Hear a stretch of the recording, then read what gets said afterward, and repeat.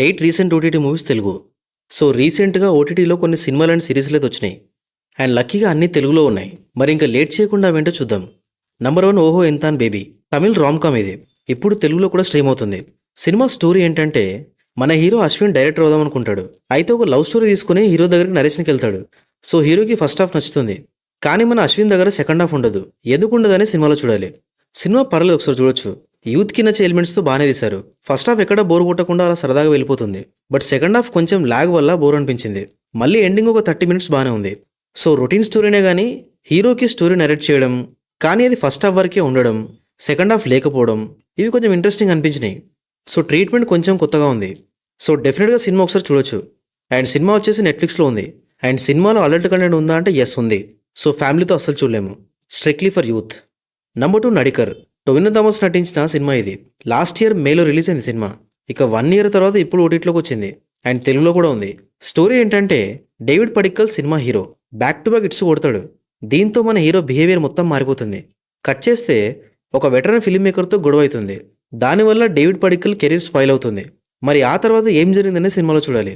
ఈ సినిమాకి మన మైత్రి వాళ్ళు one of the producers. First time ఒక మలయాళం సినిమా ప్రొడ్యూస్ చేశారు. కానీ థియేటర్లో డిజాస్టర్ అయింది. యాక్చువల్గా సినిమా పాయింట్ బాగుంది, కానీ ఎంగేజింగ్గా తీయలేదు. చాలా ఫ్లాట్గా ఉంటుంది నరేషన్ అయితే. జనరల్గా కామన్ ఆడియన్స్కి ఎలా ఉంటుందంటే ఒక హీరో లైఫ్లో ఏం జరుగుతుందో అని తెలుసుకోవాలనే క్యూరియాసిటీ ఎక్కువ ఉంటుంది. అలా క్యూరియాసిటీని క్రియేట్ చేయలేకపోయింది cinema. But Tovino Thomas acting అయితే బాగుంది సినిమాలో. కానీ తన కోసమే సినిమా చూడడం అంటే కష్టం. సినిమా రన్ టైం వచ్చేసి 2 hours 20 minutes. ఇంకా సినిమాలో అడల్ట్ కంటెంట్ అయితే ఏం లేదు. నా వరకైతే సినిమా స్కిప్ చేస్తే బెటర్. సినిమా సైన్ ప్లేలో ఉంది. నంబర్ 3 బద్మాషులు. పక్కా తెలంగాణ బ్యాక్డ్రాప్లో వచ్చిన కామెడీ డ్రామా ఇది. ఇప్పుడు ఓటీటీలో స్ట్రీమ్ అవుతుంది.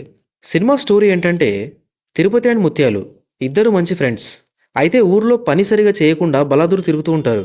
లైక్ కేర్ ఫ్రీ లైఫ్ అన్నట్టు. అయితే ఒకరోజు వీళ్ళని పోలీసులు అరెస్ట్ చేస్తారు. ఎందుకనే సినిమాలో చూడాలి. పక్కా తెలంగాణ సినిమా. డైలాగ్స్ కానీ క్యారెక్టర్స్ కానీ అన్నీ భలే ఉన్నాయి.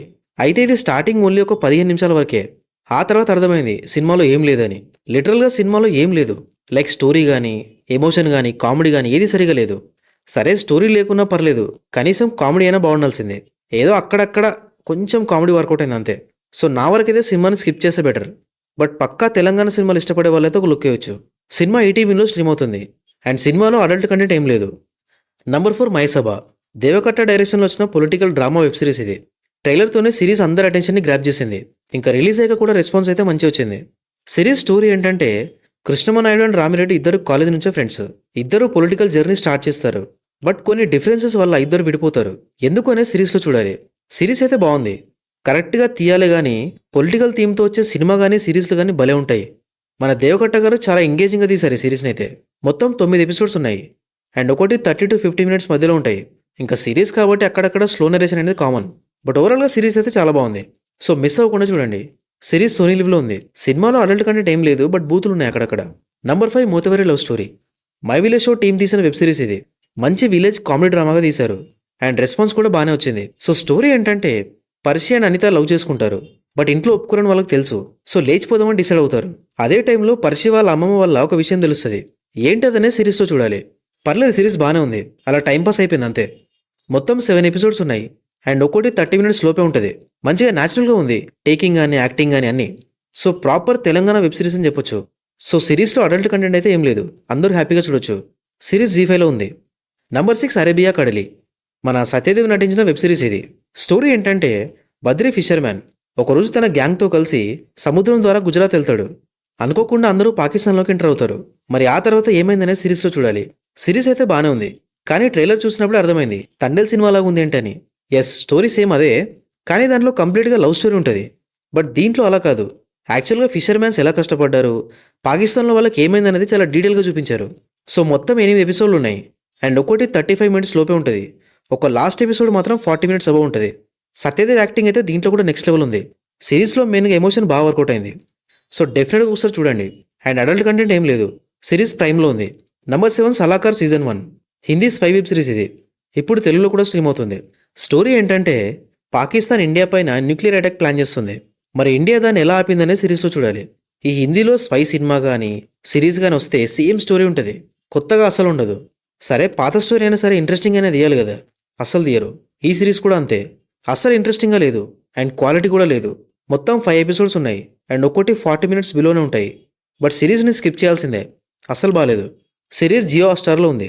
Number 8 Wednesday season 2. సో మొత్తానికి సీజన్ 2 వచ్చేసింది. వెనస్డే సీజన్ 1కి ఫ్యాన్ ఫాలోయింగ్ మామూలుగా లేదు. అయితే ఆల్మోస్ట్ 3 ఇయర్స్ తర్వాత సీజన్ 2 వచ్చింది. సింపుల్గా స్టోరీ ఏంటంటే మళ్ళీ మన వెనస్డే యాడమ్స్ తిరిగి నెవర్మోర్ అకాడమీకి వస్తుంది. ఇంకా వచ్చాక మళ్ళీ మర్డర్స్ అవుతుంటాయి. మరి మళ్ళీ యాడమ్స్ ఎలా సాల్వ్ చేసిందనే సిరీస్లో చూడాలి. బాగుంది సిరీస్ అయితే.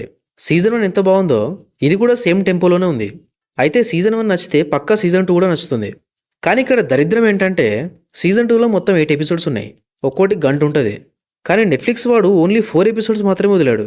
ఇంకా మిగతా 4 ఏమో సెప్టెంబర్లో వస్తాయంట. సో ఎనీవేస్, మరి అప్పటి వరకు వెయిట్ చేసి మొత్తం ఒకేసారి చూస్తారా, లేక ఇప్పుడే 4 ఎపిసోడ్స్ చూస్తారా అనేది మీ ఇష్టం. సో అంతే ఇంకా. మరి వీడియో నచ్చితే don't forget to subscribe. Thank you for watching this video.